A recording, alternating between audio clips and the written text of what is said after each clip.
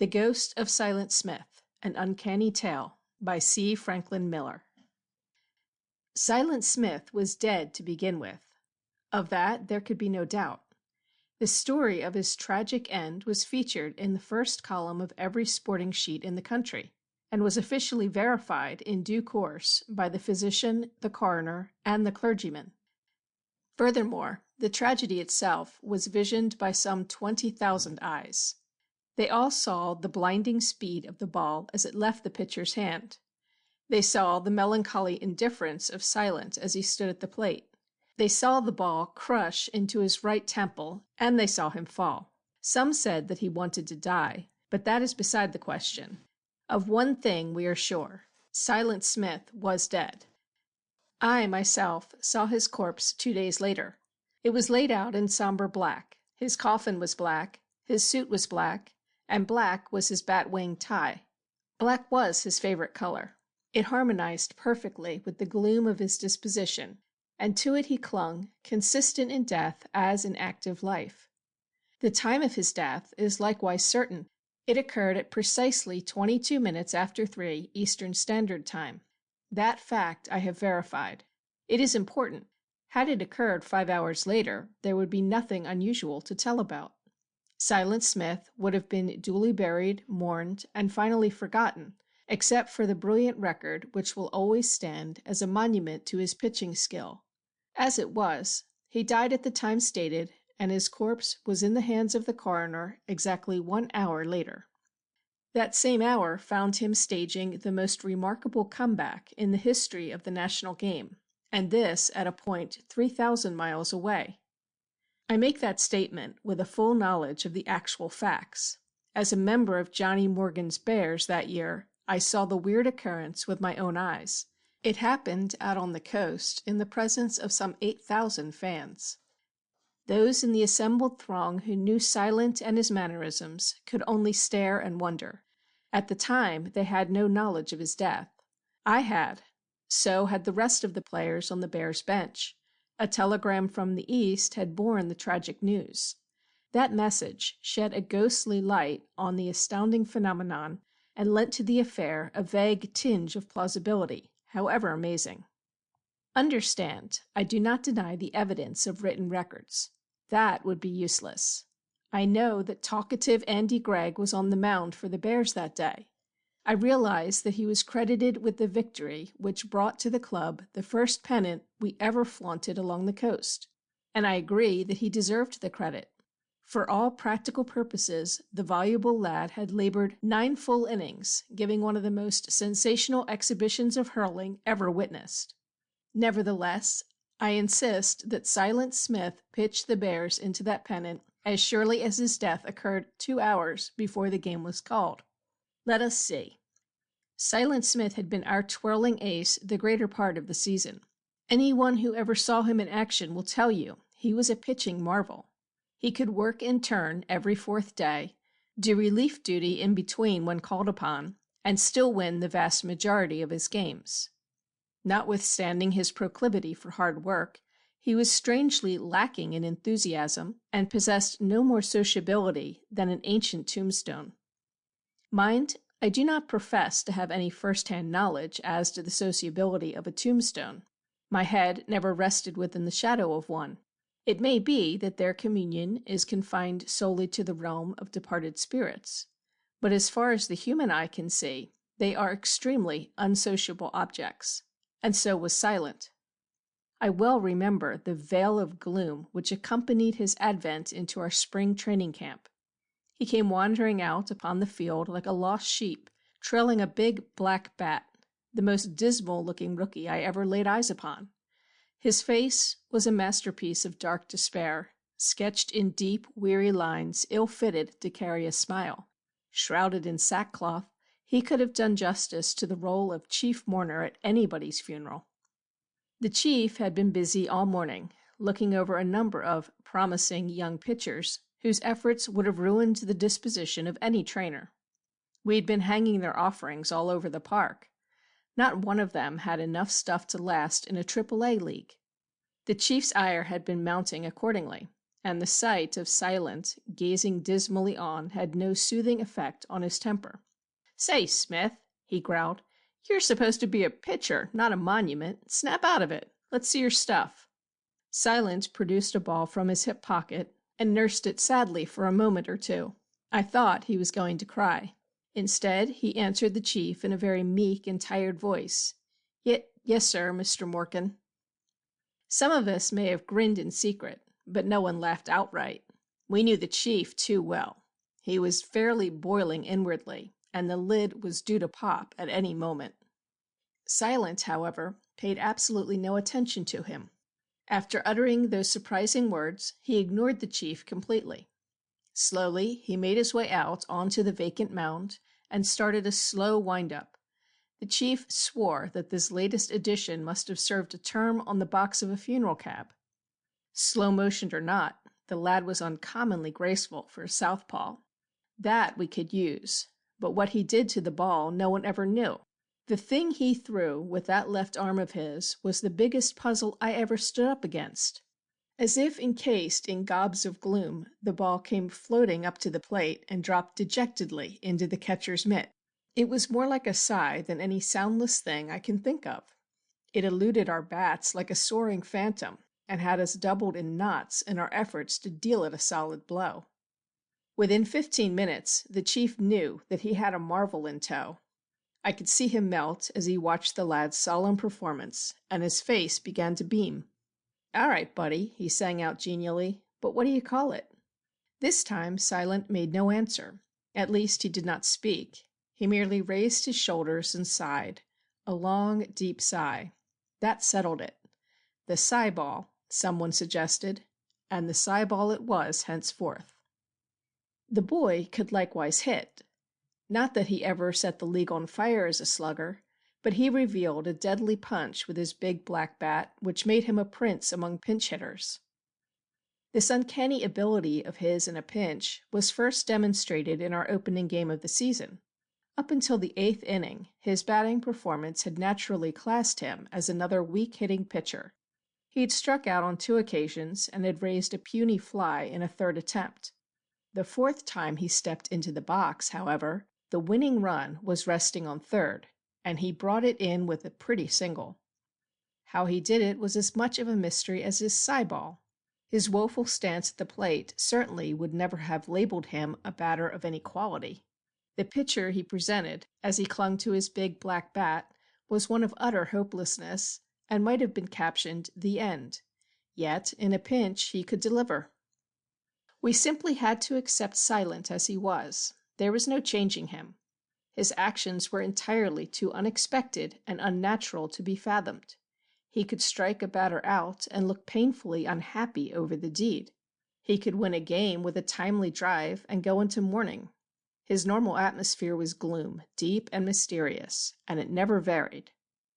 With our first swing around the circuit, the fame of Silent Smith began to spread. That left arm of his slow-balled its way into the hearts of thousands of fans along the coast. The wild enthusiasm with which his appearance in the box was greeted amounted to a mania, and his sigh-ball became the topic of household discussions. There could be no doubt as to his popularity. He was the biggest drawing card in baseball anywhere at the time. It may have been the sad appeal of his miserable existence which intrigued. It may have been the veil of mystery shrouding his character which fascinated, but win or lose, he was idolized. Behind his spectacular hurling, we climbed to heights we had never known before. The completion of 3/4 of our schedule found us treading closely on the heels of the Flying Leafs, who had been perched proudly at the top all season. Small wonder that the town went baseball mad. For the first time in our history, we had pennant visions. Then came the setback, and our visions went a glimmering. Silent Smith was drafted. With the spreading of the news, a howl of disapproval went up from along the coast. From 3 states came the same cry, "Crooked baseball," and the very popularity of the sport itself was threatened. Outside efforts were made to have Silent recalled, but the trade had been consummated. Our ace was lost. With the passing of Silent, the Bears fell upon evil days. We developed a losing streak which threatened to force us out of the running. Even the despised Bisons made a clean sweep of a 4-game series, and a pall of gloom spread o'er the camp. Both the press and the paying public added to our misery. Only a flash. The Bears have hit their stride. That was the consensus wherever fans collected. The thing began to peeve the chief, and in an effort to redeem the club, he went out into the sticks and brought back Andy Gregg. No doubt you've heard of Andy Gregg. He was known as the gamest man in baseball. But when the chief pulled him out of nowhere, he was just a big, green, awkward, hitless wonder. He couldn't bat, and his fielding was worse. He had just 2 outstanding accomplishments. He could pitch, and he could talk. It was hard to tell in which he excelled. Regardless of his ability, he labored under difficulties from the very first. A man of lesser courage would have wilted under the strain. Whenever he hove in sight as the pitcher for the day, an unreasonable chorus of boos greeted him, followed by the sing-song call for Silent Smith. Not that he was unpopular. His spirit was really admired. It was the public's method of voicing its outraged feelings over the loss of an idol. They resented the release of Silent, and called for him as only a rabid baseball mob can call. The management was their target. Andy was only the goat. The lad simply laughed and went on pitching. But behind his fine indifference there lurked the ambition to stifle that cry for Silent Smith. Secretly, he accepted it as a reflection on his own ability, and fought courageously to change the tune. He fairly talked the team out of its woeful slump, and hurled it back to its place in the sun. When the Leafs again invaded our territory for a final series of 3, we stood within half game of being deadlocked for first place. It was the end of our playing schedule, and things did not look as rosy as might be supposed. Our pitching staff had cracked. Talkative Andy was the only dependable hurler we had left after a grueling month of struggle to maintain our position as runner-up. But Andy was in splendid form. He could still chatter away like an 8-day clock, and that was the sign. To him was given the mound in the first of that deciding series, and he won. 4 pitchers were hammered unmercifully in the second, and we lost. Again, we were trailing by a narrow margin. But who was there to hold the enemy in check? Husky Harris was down with tonsillitis. Lefty Lefferts had a broken thumb. Curly Weinert's arm was sore from too much use. As for the rest, but what's the use? In that hour of need, we were all wishing for an iron arm, the arm of Silent Smith. Even the chief had his former ace in mind. He as much as said so afterward. At the time, however, there was only one thing he could do, and he did it. Talkative Andy was given the assignment. The lad was ready and advertised the fact with his ceaseless jabber. "We got him going, Johnny," he kept repeating to the chief. "Winter's coming, the leaves are falling. Just keep your eye on the tree." We were all gathered in the dugout, awaiting the call of the gong. That peculiar hush which seizes a crowd immediately before playing time had already descended. Out on the sun-swept field, a number of White Wings were putting the finishing touches on the sparkling diamond. Behind the plate stood one-armed Jimmy Flynn, wielding a megaphone. His booming voice could be heard above the buzzing silence, crying the batteries. Jimmy got no further in his announcement than the name of Gregg when a spontaneous roar rolled out of the stand and completely submerged the rest. It was the howl of the pack for its idol. Unsportsmanlike, yes, but Andy only chuckled. "Can you beat it, Johnny?" he chirped. "They'd rather have the morgue out there than a live one. We'll bury that bird right now. Come on, you cubs, watch my smoke." And he trotted out onto the field amid a shower of boos. Andy had plenty of smoke and displayed it in his own awkward style. All through the inning, that call for Silent Smith went on with varying crescendos, but the nerve-wracking din had as much effect on the spirit of Andy as water does on the back of a duck. He worked along methodically and effectively, setting the enemy down on exactly 6 pitched balls. Small wonder that the lad was beaming when he climbed down into the pit after the last out had been called. He knew he was right. And he stayed right. For 7 innings he went on talking and pitching, waxing more loquacious as the game progressed. There was no reason for acting otherwise. His smoke ball was working nicely. It went whizzing past their bats with monotonous regularity. They couldn't even see it. 2 hits were all he allowed along that entire stretch. Apparently, the feat meant nothing to the mob. They were entirely engrossed in their favorite pastime. They seemed to take a fiendish delight in heckling the club, individually and collectively, for the release of a star. If we won, we were simply playing in luck. If we lost, well, we deserved to. They told us so in as many words, and they howled for Silent Smith. Andy still held his temper. His control was marvelous. He showed no signs of wavering under the strain. As he came trailing into the dugout for our turn at bat in the 8th, he was chattering away like a magpie. "I told you we'd bury that melancholy bird," he told the chief. "He's got 1 foot in the grave right now, and when I'm done, that bunch of fatheads up there will be throwing in the dirt. 'Twas ever thus, Johnny." The chief's face was uncommonly somber as he listened to Andy's chatter.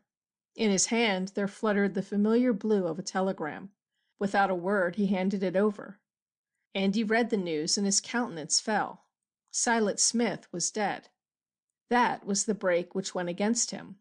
From that moment on, Andy's star began to fade. "I'm sorry I said what I did," he murmured. "I was only kidding. I didn't know about this, Johnny." "Of course not," answered the chief, perking up. "Don't let it trouble you now. All you've got to think about is the winning of this ball game. Come on now, let's go, boys." But Andy was troubled nevertheless. His helpful chatter ceased, and that was the sign. When we again took the field after a fruitless inning, it was quite evident that he was not himself. Even the returned call for Silent Smith seemed to irritate. He dug into the dirt with his spiked shoes. He pulled up blades of grass and started chewing. He moistened his fingers against the sod. He did a number of things which were not his wont, but which, strangely enough, had characterized the pitching of Silent Smith. From behind the plate, the umpire was calling for action. So was the crowd. And Andy finally got going. That final inning was a nightmare. Andy walked the first man up, and a low rumble of dismay swept the field. The next ball he grooved, and Sammy Dawes dropped it over second for a pretty single. The rumble spread to a roar. Andy spat savagely into his glove and glared up at the stand. That persistent cry for Silent Smith had finally penetrated. The lad was riled. The crowd saw his action and uncorked a veritable flood of jeers, as if the pennant wouldn't have been clinched ere this had Silent been retained. Now look what's happening. Maybe they were right. Who knows? In a rage, Andy sped another over the plate, only to see it turned into a tantalizing bunt. In his clumsy effort to field the ball, he stumbled and fell. The ball rolled clear. I pounced upon it from my position at third and kept the Leafs from scoring. But the bases were full, and no one out, and Andy our only hope. By this time, some 8,000 lusty throats were raising the yes, indeed, they were going to that extremity in their frenzied howl to take him out, and their reasonless demand for Silent Smith. Bedlam had broken loose. I handed the ball to Andy and begged him to take his time. "It isn't fair, Ken," he exploded wrathfully. "What had I to do with the loss of Silent, I ask you?" I assured him that every member of that howling mob belonged in a padded cell, and added a word or two about our pennant chances. The latter had a sobering effect. Andy took a time-saving hitch in his belt and seemed to settle down. But the Leafs were not to be denied. They pounded out 2 successive singles and scored as many runs. The stand was fairly rocking with the din of stamping feet and shouting voices. Above it all could be heard the name of Silent Smith, but Andy no longer heeded. His rage had apparently subsided. He stood quietly in the center of the diamond and watched Big Jess Winters carry his .390 bat to the plate. Here was the biggest batting menace in the league, and it required a world of courage to face it. For a moment, Andy never moved, and then he did a characteristic thing. He started talking. He told Big Jess to go get a plank. To me it sounded as if the bantering tone were forced, but my heart warmed at the sight of the lad fighting to regain his stride. "Attaboy," shouted Tommy Leach from second. "Make him hit it, Andy. We're all out here." Andy made no response, and we knew that his confidence was not at par. He took one glance at the runner on third, and suddenly let go with blinding speed. Big Jess swung with all his power, and the ball snapped back at Andy like a rocket. Instinctively, Andy raised his arms, but the ball sped through his guard and landed with a sickening thud. The lad crumpled up like a rag. The clamor of the crowd was instantly choked as they came to their feet in a startled wave and stood staring at the motionless form in the center of the diamond. I thought the boy was dead. His face was pasty and his lips bloodless.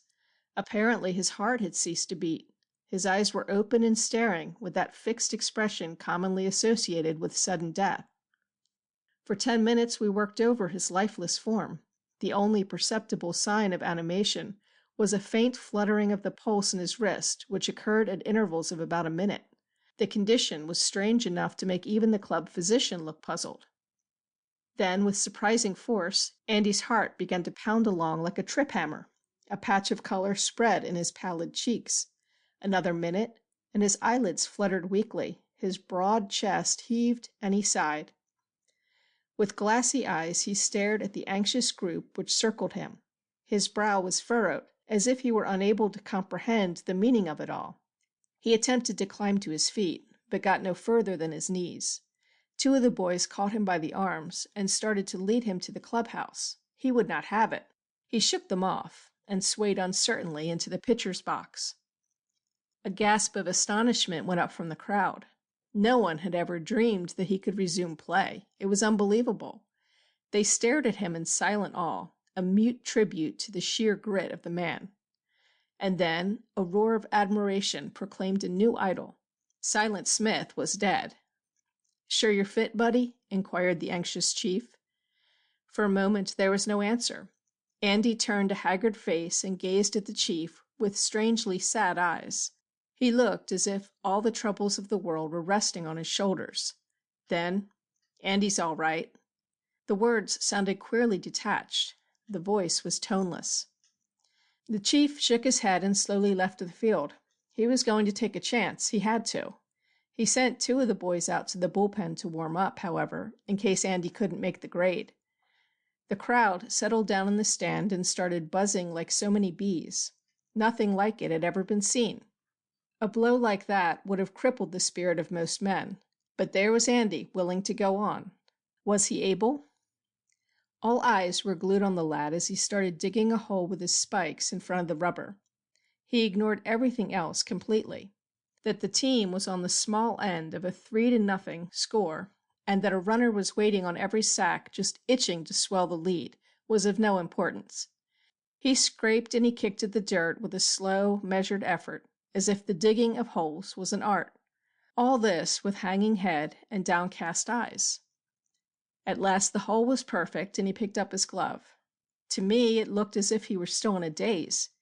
He appeared to be uncertain of every movement, as if he were unable to decide just what to do next.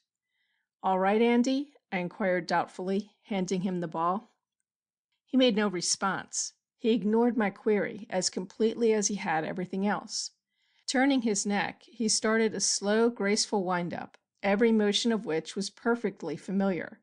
Deliberately, methodically, he threw 5 balls over the plate and then waited for the batter to take his stand, and he did not utter a sound.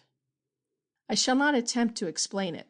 The facts are all I can deal with, and the fact in this instance was that Andy threw those 5 balls with his left arm, not in a ridiculously awkward manner, but with perfect ease.